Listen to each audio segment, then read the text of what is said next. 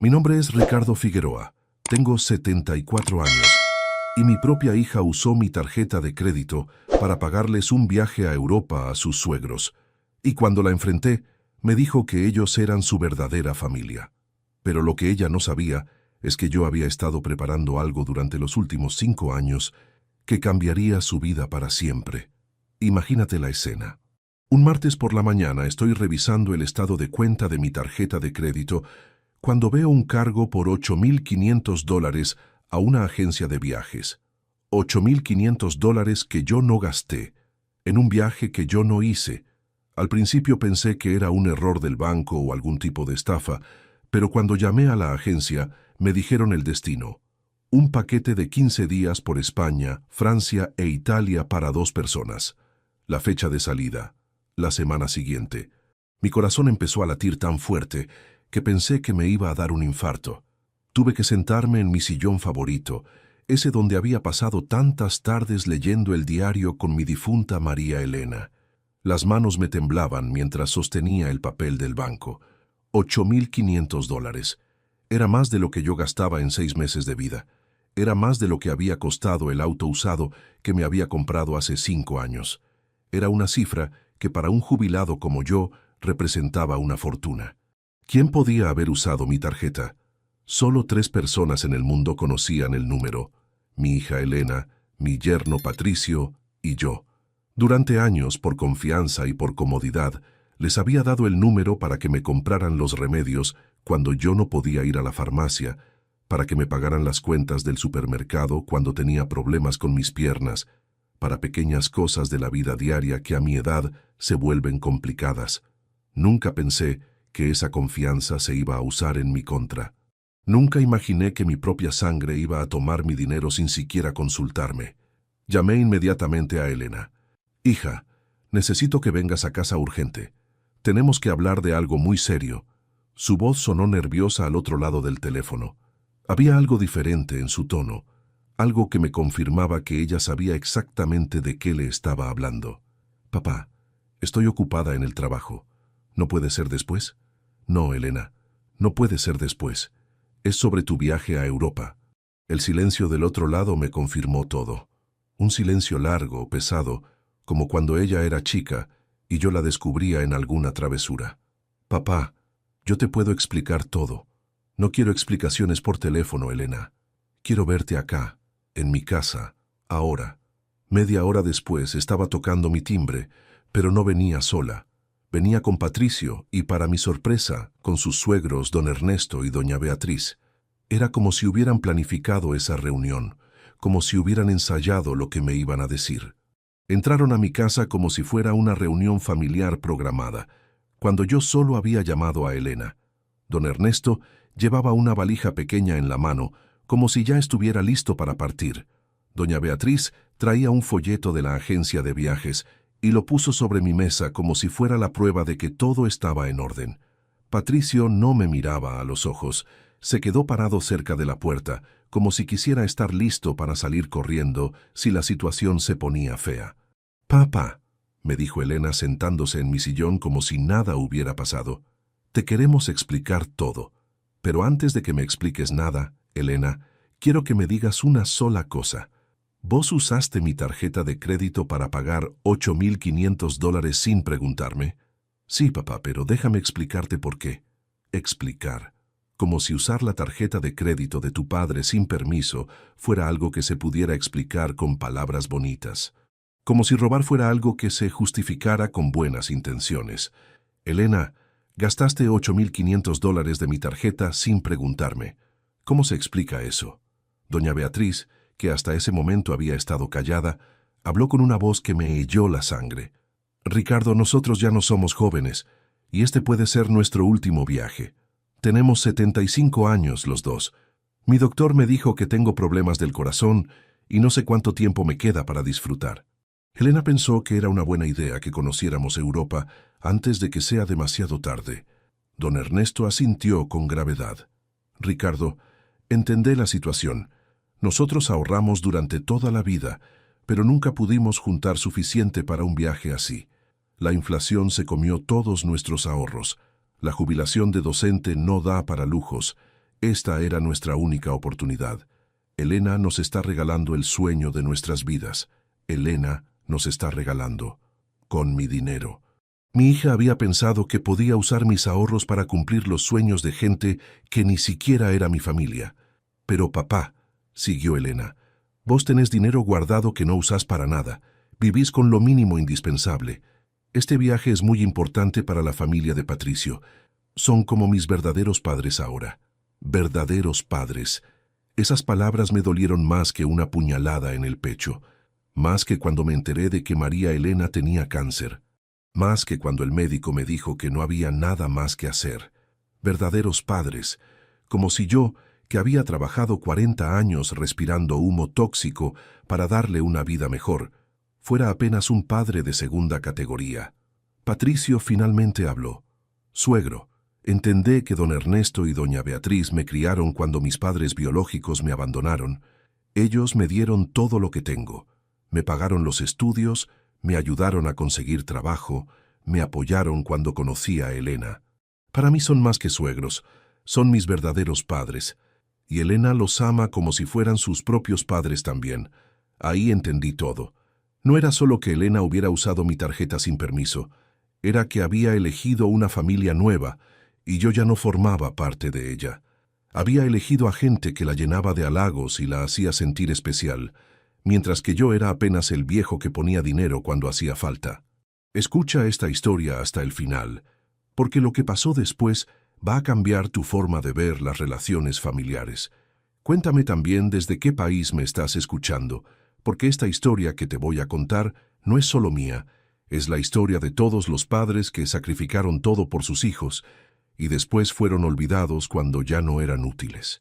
Para que entiendas por qué las palabras de Elena me dolieron tanto, tengo que contarte quién era yo antes de convertirme en este viejo al que su propia hija roba para beneficiar a extraños.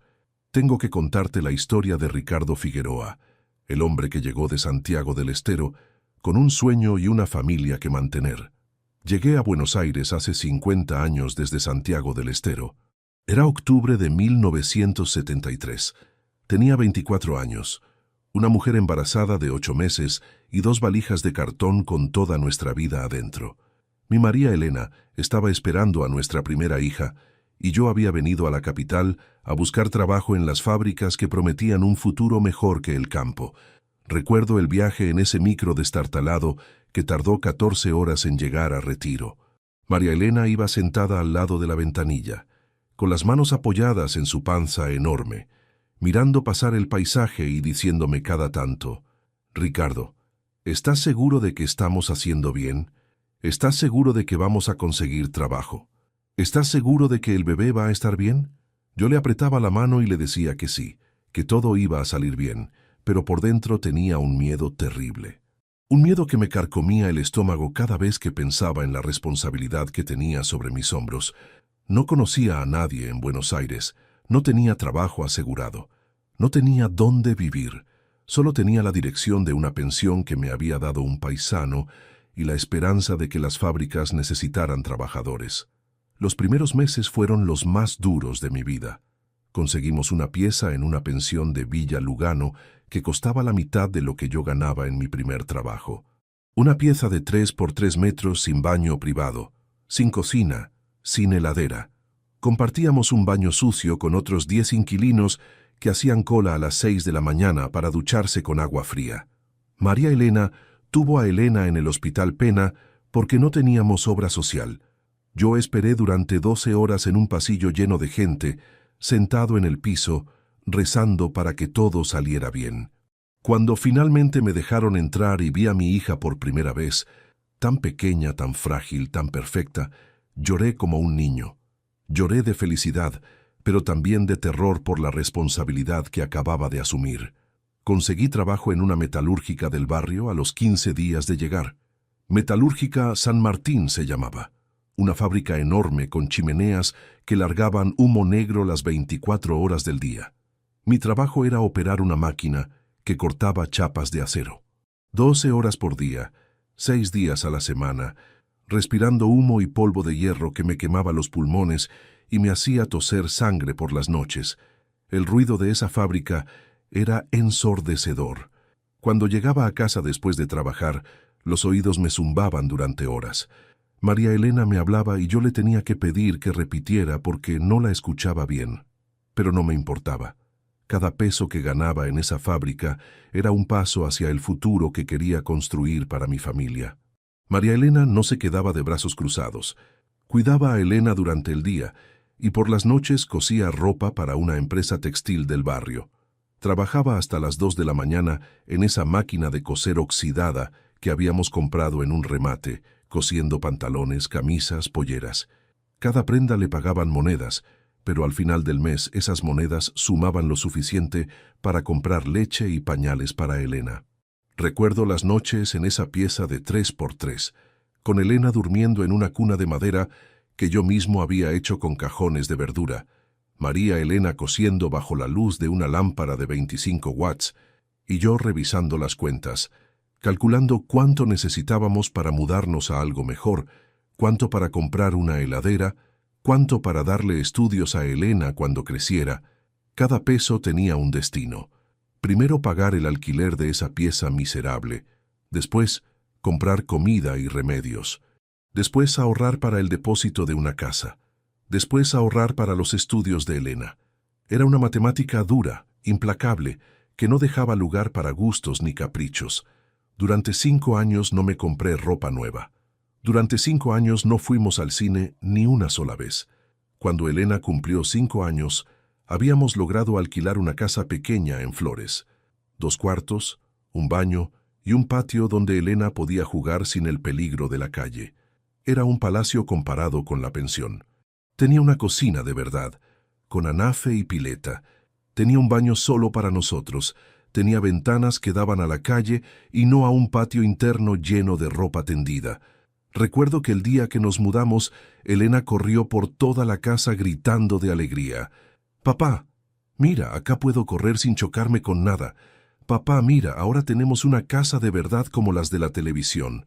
María Elena y yo nos abrazamos en esa cocina diminuta, sabiendo que cada metro cuadrado de esa casa había sido ganado con sangre, sudor y sacrificio. Pero el alquiler de esa casa era el doble de lo que pagábamos en la pensión. Tuve que conseguir un segundo trabajo. Los sábados y domingos trabajaba en una carpintería del barrio, haciendo marcos para cuadros y muebles baratos. 12 horas en la fábrica de lunes a viernes, 8 horas en la carpintería los fines de semana. 20 horas de trabajo por día durante años, para que Elena pudiera tener una infancia digna. Elena creció viendo ese esfuerzo. Cuando tenía 8 años, me ayudaba a contar las monedas que juntábamos en un frasco para sus útiles escolares. «Papá, ¿cuándo vamos a tener auto como los López?», me preguntaba. Los López eran nuestros vecinos, que tenían un Fiat 600 amarillo que era la envidia de la cuadra. «Cuando trabajemos un poquito más, princesa. Cuando ahorremos un poquito más», le respondía yo cargándola en mis brazos cansados después de 12 horas de respirar humo en la fábrica. Pero ella no se quejaba. Entendía que éramos una familia que luchaba por un futuro mejor. Entendía que cada sacrificio tenía un propósito. Le compraba cuadernos usados en las librerías del Once, ropa de segunda mano en la feria de la Salada, juguetes en los remates del barrio, pero siempre, siempre, le pagué los mejores estudios que pude conseguir. Mientras yo seguía respirando humo en la fábrica, ella estudió en un colegio privado del barrio.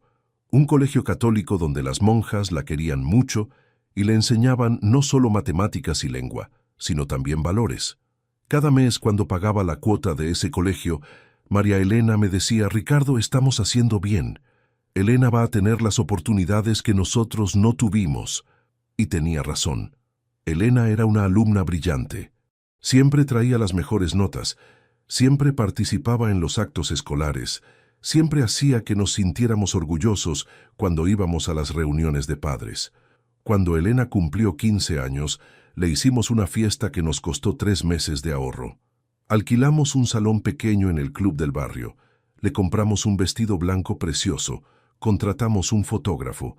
Era la princesa más linda del mundo y yo era el padre más orgulloso de la Argentina. «Ricardo», me susurró al oído mientras bailábamos el vals, «cuando sea grande te voy a cuidar como vos me cuidaste a mí». voy a trabajar para que vos puedas descansar.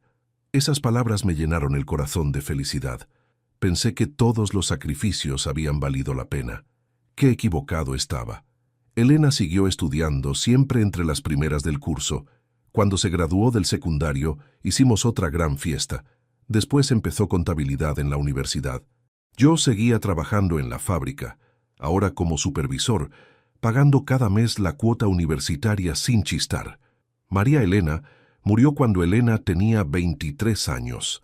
Cáncer de pulmón. Los últimos 6 meses fueron los más duros de mi existencia.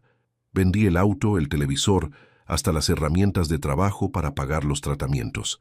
Elena me ayudó, pero el que se despertaba a las 3 de la mañana era yo. El que la cuidaba día y noche era yo. Cuando María Elena murió, yo sentí que se me había ido la mitad del alma. 45 años habíamos estado juntos, 45 años de lucha, de sacrificio, de construcción de una familia. Elena ya estaba de novia con Patricio en esa época. Se conocían de la universidad donde él estudiaba ingeniería. Patricio parecía un buen muchacho, trabajador, responsable, con planes para el futuro. «Papá», me dijo Elena una semana después del entierro, «Patricio quiere que me vaya a vivir con él. Es tiempo de que haga mi vida. Él tiene un departamento cerca de su trabajo y quiere que nos casemos el año que viene». Y yo lo entendí. Era natural que una joven de 24 años quisiera independizarse, formar su propia familia.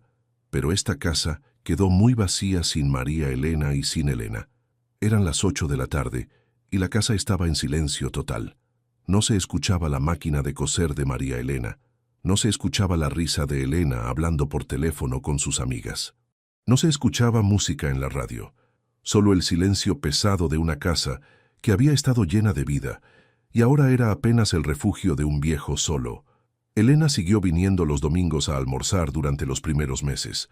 Me contaba de su trabajo, de sus estudios que estaba por terminar, de sus planes de boda. Cuando Patricio me presentó a sus padres, don Ernesto y doña Beatriz, me parecieron gente correcta, maestros jubilados de Córdoba, con esa manera de hablar pausada que tienen los educadores, con esa aparente sabiduría que impresiona a los jóvenes. Don Ernesto me habló de literatura, de historia, de política. Doña Beatriz me contó de sus años como directora de escuela, de los cientos de niños que había educado, de lo orgullosa que estaba de su hijo Patricio. Eran gente culta, refinada, que sabía de muchas cosas que yo no sabía. Gente que podía mantener conversaciones interesantes sobre temas que a mí me quedaban grandes. Al lado de ellos, yo me sentía un poco tosco, un poco ignorante. Yo que había trabajado toda mi vida con las manos, yo que sabía de máquinas y de metal, pero no de libros y de cultura. Elena se veía fascinada cuando don Ernesto le contaba historias de sus viajes por el país, cuando doña Beatriz le mostraba fotos de los actos escolares que había organizado, cuando entre los dos le explicaban cosas sobre arte o sobre música. Elena y Patricio se casaron un año después de que muriera María Elena. La boda fue hermosa, en una iglesia del centro, con una fiesta en un salón elegante del barrio norte. Yo pagué la mitad de los gastos porque ellos no tenían suficiente dinero, y los padres de Patricio, con sus jubilaciones de maestros, tampoco podían costear una boda así. Pero yo quería que Elena tuviera la boda de sus sueños. Quería que ese día fuera perfecto para mi princesa. Recuerdo que cuando Elena entró a la iglesia del brazo mío, vestida con un traje blanco espectacular que habíamos elegido juntos, se me llenaron los ojos de lágrimas. Pensé en María Elena, que no había podido ver a su hija casarse. Pensé en todos los años que habíamos trabajado para que Elena tuviera todo lo que necesitaba para ser feliz. Pensé que ese era el momento más feliz de mi vida. Elena estaba radiante. Patricio la esperaba en el altar con una sonrisa que llegaba de oreja a oreja. Los padres de Patricio estaban en primera fila, vestidos con elegancia, tomando fotos con una cámara profesional. Durante la ceremonia, cuando el cura preguntó quién entregaba a la novia, yo dije con voz fuerte: «Yo, su padre, la entrego con todo mi amor y mi bendición». Después de la ceremonia, en el salón de fiestas, Elena bailó primero conmigo el vals del padre. Bailamos la misma canción que habíamos bailado en sus 15 años. «Papá», me dijo mientras bailábamos, «gracias por todo lo que hiciste por mí. Gracias por trabajar tanto para que yo pudiera llegar hasta acá. Ahora voy a ser feliz y vos vas a ver a tus nietos crecer en una familia llena de amor. Tus nietos». Esas palabras me llenaron de esperanza. Mis nietos iban a ser la continuación de todo lo que María Elena y yo habíamos construido. Iban a crecer sabiendo la historia de su abuelo, que había venido del campo y había trabajado toda su vida para darle oportunidades a su familia. Iban a valorar el sacrificio, iban a entender el significado del trabajo honesto, iban a amar a su abuelo como Elena me había amado cuando era chica. Qué equivocado estaba. María Elena murió cuando Elena tenía 23 años. Cáncer de pulmón. Irónico, ¿no? Yo respiraba humo industrial todos los días y la que se enfermó fue ella. Los últimos 6 meses de vida de María Elena fueron los más duros de mi existencia.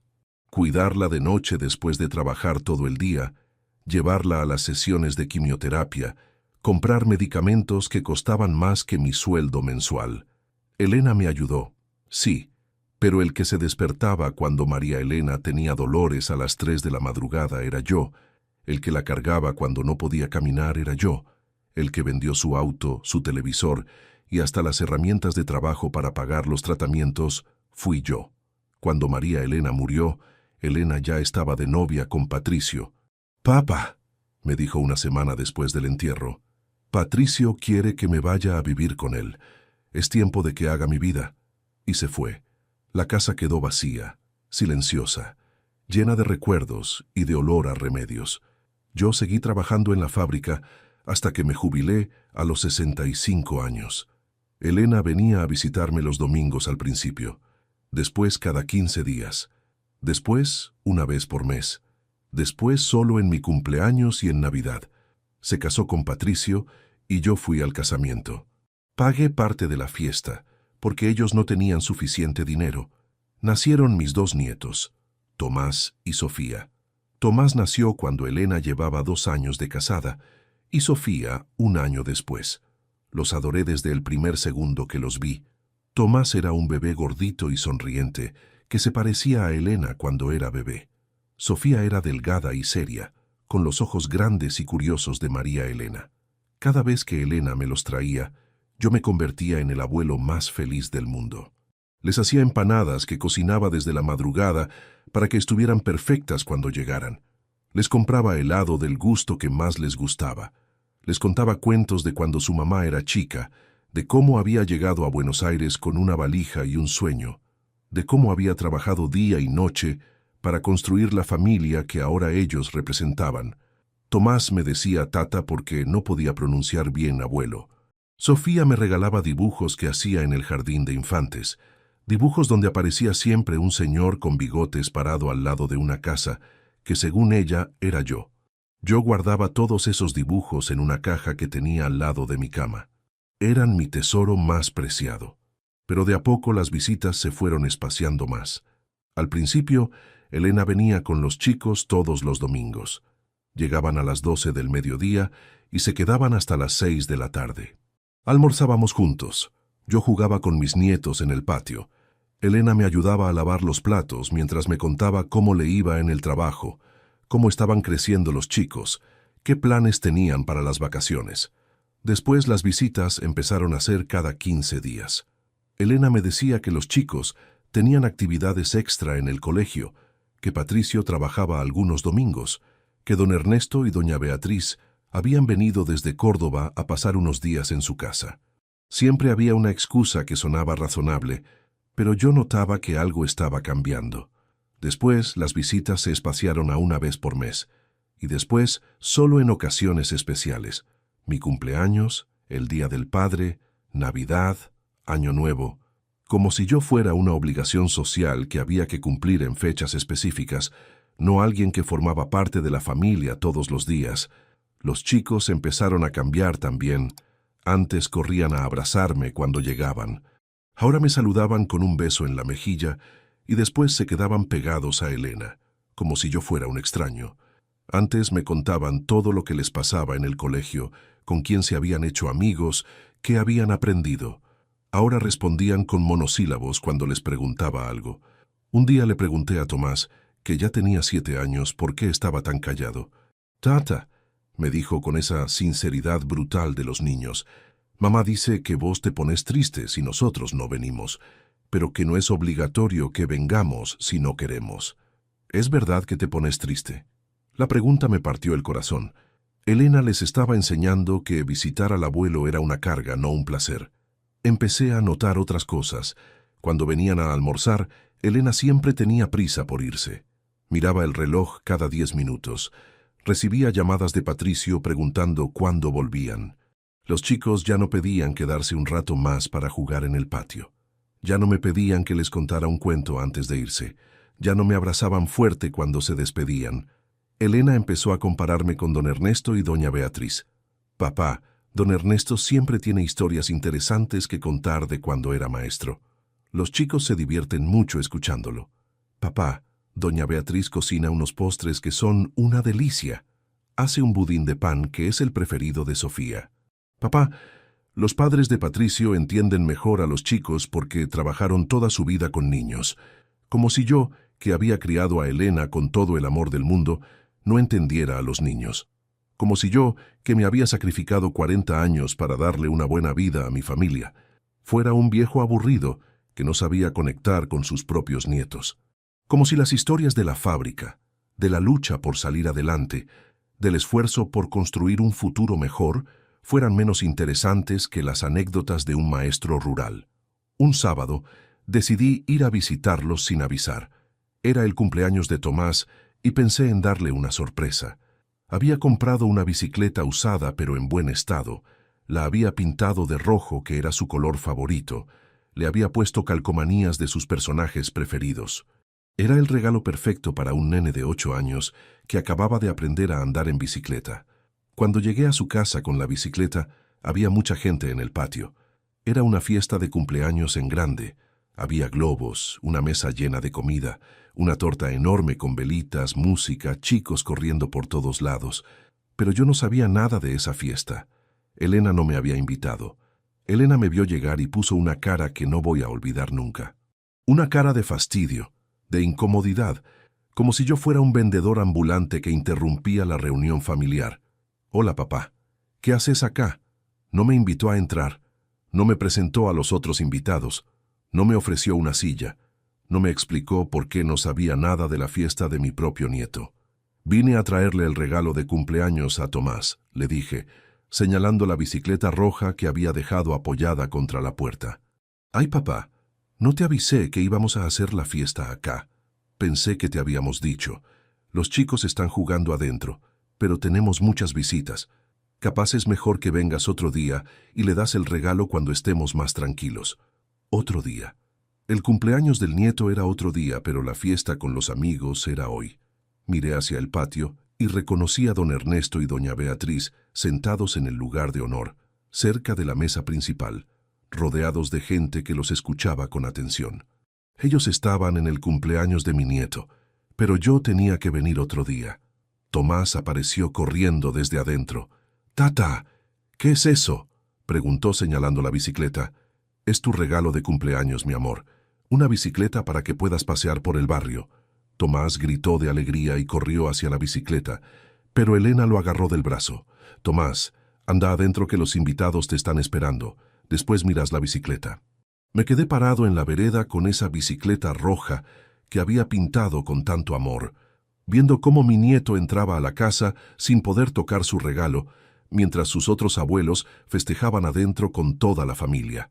Esa tarde entendí que para Elena yo ya no era parte de la familia principal. Era un familiar secundario que podía esperar, que podía conformarse con las sobras de atención, que podía aceptar ser ignorado cuando había gente más importante presente. Caminé hasta la parada del colectivo, sintiéndome como un perro echado a patadas, llevando de vuelta la bicicleta que había preparado con tanto cariño. En el viaje de vuelta a casa, esa bicicleta roja se convirtió en el símbolo de todo lo que había perdido. No solo había perdido mi lugar en la familia de Elena, Había perdido el derecho de ser abuelo de mis propios nietos. Esa noche llegué a mi casa y por primera vez en años lloré. Lloré por María Elena, que se había perdido ver crecer a sus nietos. Lloré por todos los sacrificios que había hecho y que parecían no valer nada. Lloré por la soledad de esa casa donde había sido feliz y ahora era apenas un viejo que molestaba cuando aparecía sin avisar. Lloré por la familia que había construido con tanto esfuerzo y que ahora me rechazaba sin explicaciones. Pero hay algo que Elena nunca supo, algo que yo había estado guardando en secreto durante los últimos 5 años, algo que cambiaría completamente el rumbo de esta historia. Cuando me jubilé de la fábrica, no solo tenía la indemnización y la jubilación. Durante 40 años de trabajo, había estado haciendo algo que ningún obrero hace. Había estado comprando acciones de la misma empresa donde trabajaba. Cada mes, una pequeña parte de mi sueldo la invertía en acciones de Metalúrgica San Martín. Acciones que en esos tiempos no valían casi nada, pero que con los años se fueron revalorizando. Además, con parte de la indemnización, había comprado un departamento pequeño en Villa Crespo que alquilé toda la vida. Un departamento que ahora, con la gentrificación del barrio, valía una fortuna y me daba una renta mensual muy buena. También había comprado dólares desde que Elena era chica, escondiendo billete por billete en una caja de seguridad del banco. Cada peso extra que había podido ahorrar en 40 años de trabajo, lo había convertido en dólares. Nunca se lo dije a Elena, porque quería que fuera su herencia cuando yo me muriera. Quería que un día, cuando abriera mi caja fuerte, se encontrara con una sorpresa que le resolviera la vida para siempre. Quería que dijera, mi papá era más inteligente de lo que yo pensaba. Mi papá me cuidó hasta después de muerto. Pero después de lo que pasó con mi tarjeta de crédito, después de escuchar que sus suegros eran su verdadera familia, todo cambió. Esa tarde, cuando Elena me dijo que don Ernesto y doña Beatriz eran más importantes que yo, cuando me explicó que ella había decidido usar mi dinero sin consultarme, cuando me dijo que yo tenía plata que no usaba para nada, tomé una decisión que cambiaría nuestras vidas para siempre. No iba a quedarme callado. No iba a aceptar que me trataran como un banco que se puede usar cuando conviene. Y sobre todo, no iba a dejar que mi hija siguiera creyendo que podía faltarme el respeto solo porque yo era su padre. Esa noche, después de que se fueran todos de mi casa con la excusa de que tenían que preparar las valijas para el viaje que habían pagado con mi dinero, abrí mi caja fuerte y conté todo lo que tenía guardado. Acciones de la metalúrgica que ahora valían más de $100,000. El departamento de Villa Crespo tasado en $150,000. Los ahorros en dólares que llegaban a 80,000 más. En total, tenía un patrimonio de más de $300,000. Elena creía que yo era un jubilado pobre que vivía con la mínima, cuando en realidad era un hombre con un patrimonio que muchos profesionales jóvenes no tienen. A las 8 de la mañana del día siguiente, hice la primera llamada que cambiaría todo. Llamé al banco para cancelar mi tarjeta de crédito y reportar el uso fraudulento. Buenos días, habla Ricardo Figueroa. Quiero reportar un uso no autorizado de mi tarjeta por $8,500. Mi propia hija usó mi tarjeta sin permiso y quiero que reviertan el cargo inmediatamente. Del otro lado me explicaron el procedimiento. Iban a bloquear la tarjeta, iban a investigar el fraude, iban a reversar el cargo y iban a enviar los papeles a mi hija para que se hiciera responsable de la deuda. La segunda llamada fue a mi contador.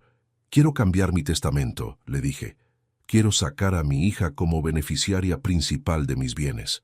Me explicó las opciones legales que tenía y quedamos en reunirnos esa misma tarde. La tercera llamada fue a una fundación de caridad infantil que conocía del barrio. Quiero hacer una donación importante, les dije, pero quiero que sea con una condición especial, que lleve el nombre de mi esposa fallecida, María Elena Morales.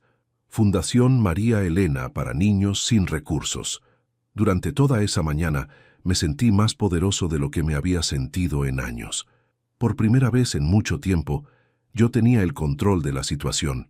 A las 3 de la tarde sonó mi teléfono. Era Elena, pero ya no hablaba con la prepotencia de ayer. Hablaba con una voz quebrada, asustada.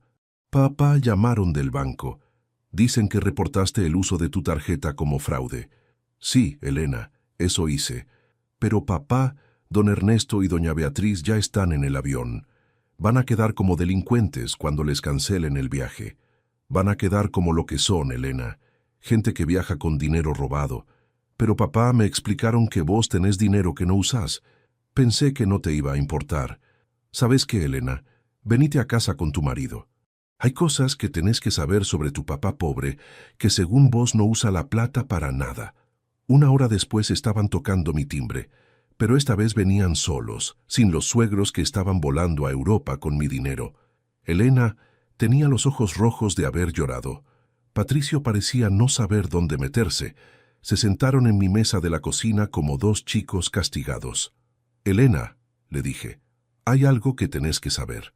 Durante todos estos años que vos pensabas que yo era un viejo pobre que vive de la jubilación mínima, yo estuve construyendo un patrimonio pensando en tu futuro y en el futuro de mis nietos. Saqué los papeles de la caja fuerte y los puse sobre la mesa. Los títulos de las acciones, la escritura del departamento, los comprobantes de los dólares ahorrados, las tasaciones, todo. Elena miraba los papeles como si estuvieran escritos en chino. Papá, ¿qué es todo esto? Son mis ahorros de 40 años de trabajo, Elena. Son los sacrificios que hice durante toda mi vida, pensando en dejarles una herencia a vos y a mis nietos. Patricio silbó bajito cuando vio las cifras. Suegro, usted tenía todo esto guardado y nunca nos dijo nada. Nunca les dije nada porque quería que fuera una sorpresa cuando yo me muriera. Quería que cuando abrieran mi caja fuerte dijeran, este viejo nos cuidó hasta el final. Elena se tapó la cara con las manos.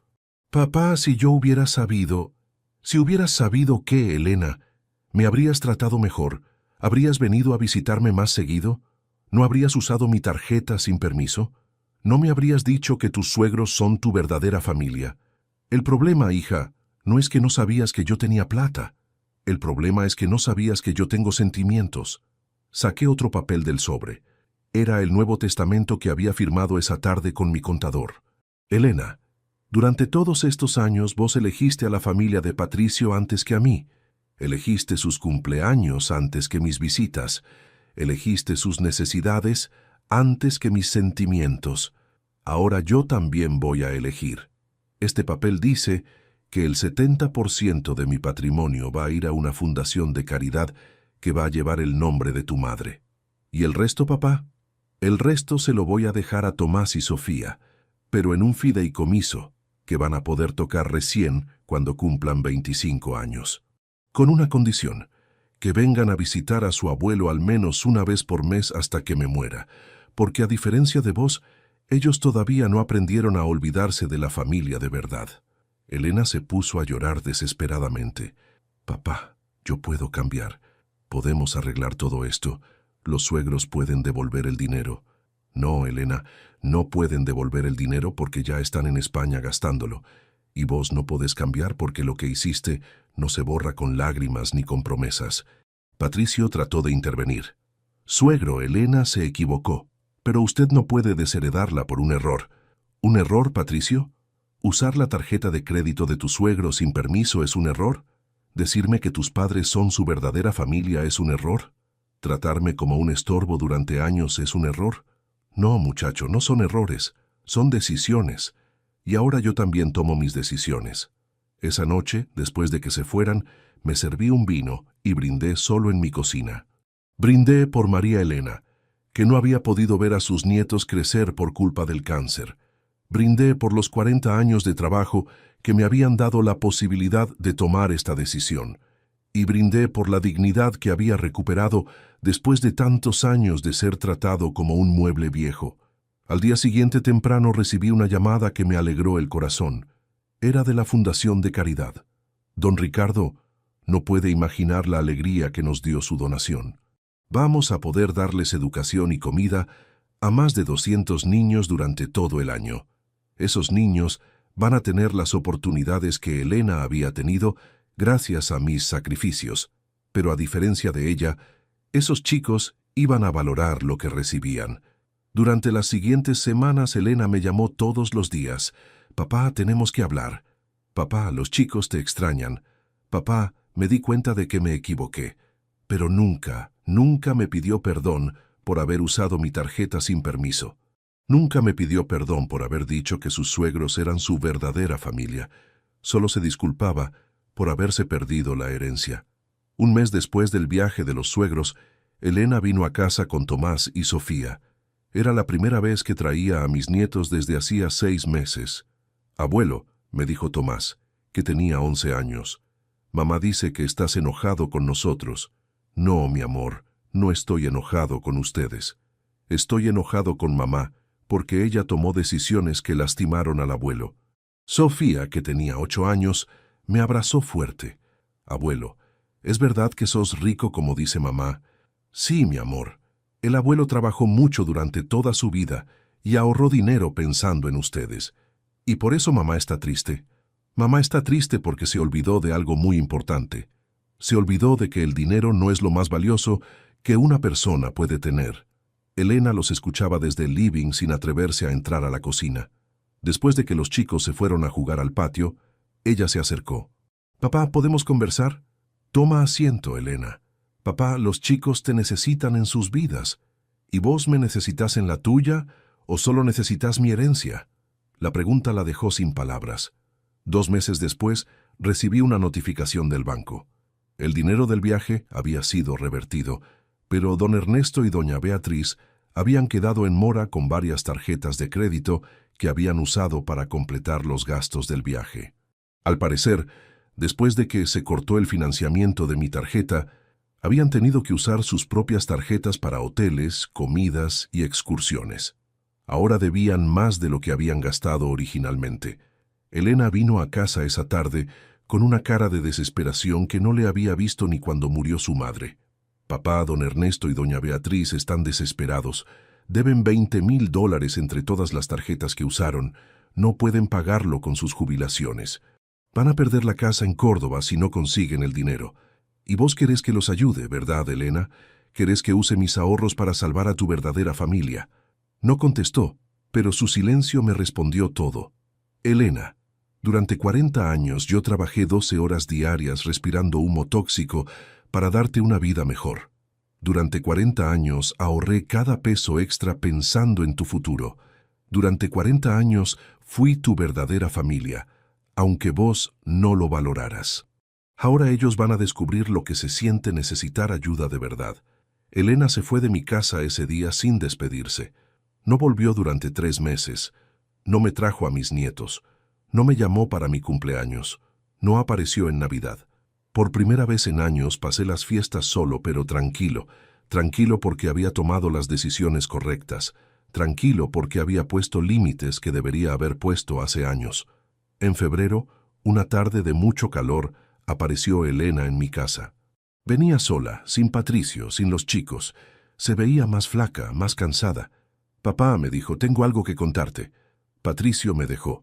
Se fue de casa hace un mes.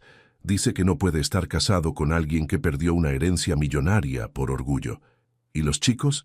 Los chicos están conmigo. Patricio prácticamente no los ve. Solo viene a buscarlos un fin de semana al mes. Me senté a escucharla sin decir nada. «También perdí el trabajo», siguió diciendo. «La empresa donde trabajaba despidió personal y yo estaba entre los últimos contratados. Estoy viviendo de ahorros, pero se me están terminando. Capaz tengo que vender el auto». «Elena», le dije, «¿viniste a pedirme dinero?» «Vine a pedirte perdón, papá. Perdón por haber usado tu tarjeta sin permiso. Perdón por haberte faltado el respeto. Perdón por haber elegido a otra familia antes que a vos». Por primera vez en todos esos meses, vi lágrimas sinceras en sus ojos. Lágrimas de arrepentimiento real, no de frustración por haber perdido una herencia. «Papá, entendí algo que tendría que haber entendido hace mucho tiempo. Vos fuiste el único que estuvo siempre, el único que sacrificó todo por mí, el único que me amó sin condiciones. Y yo fui tan ciega que preferí la comodidad de gente que me llenaba de halagos antes que la sinceridad de quien realmente me conocía». «Elena», le dije, «aprecio tus disculpas, pero hay algo que tenés que entender.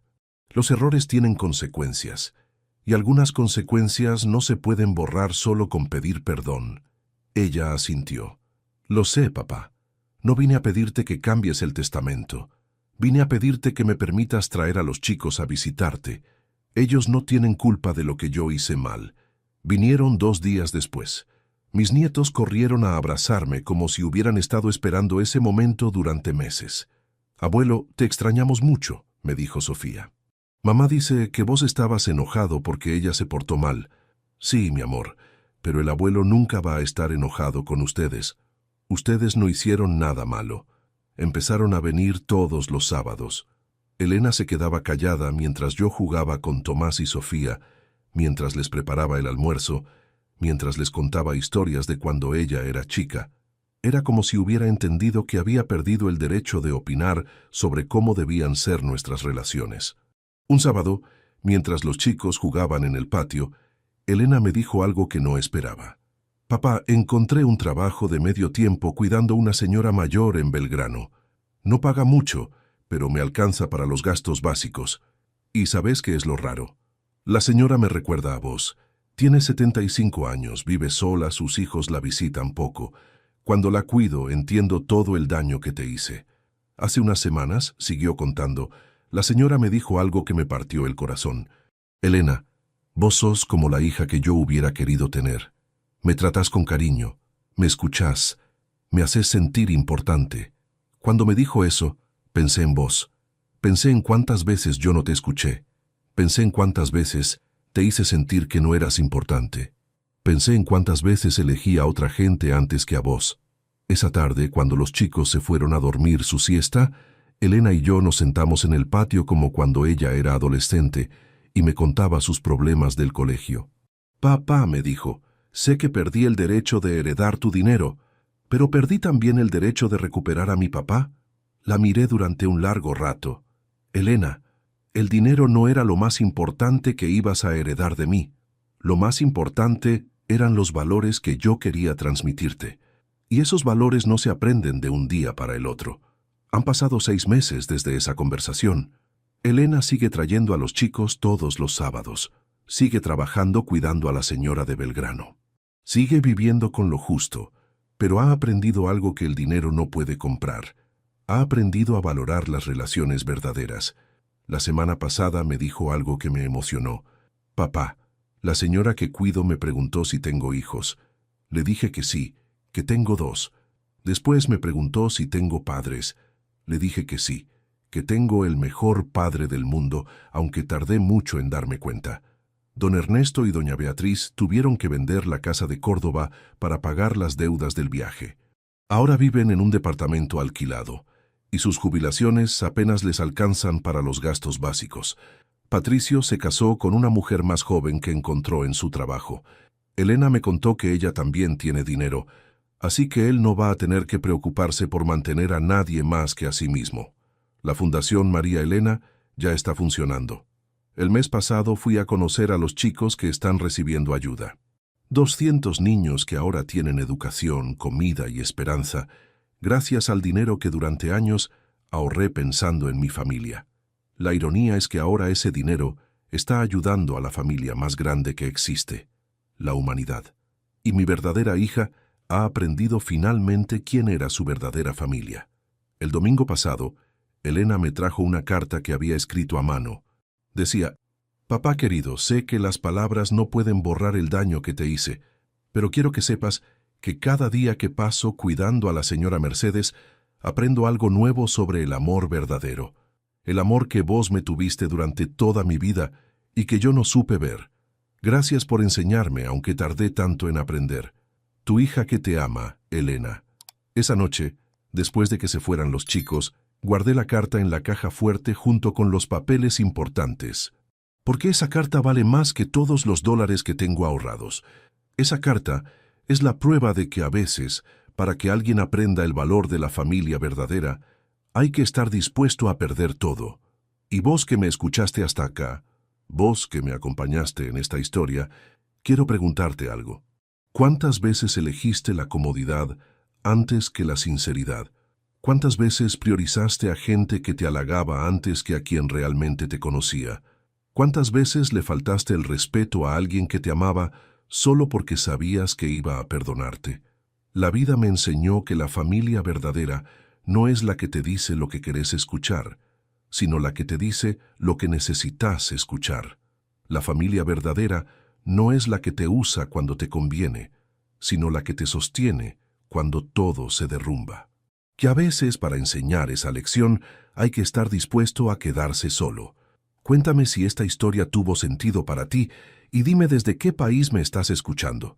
Porque al final, lo que realmente importa no es cuánto dinero tenés en el banco, sino cuánto amor sincero construiste en tu vida.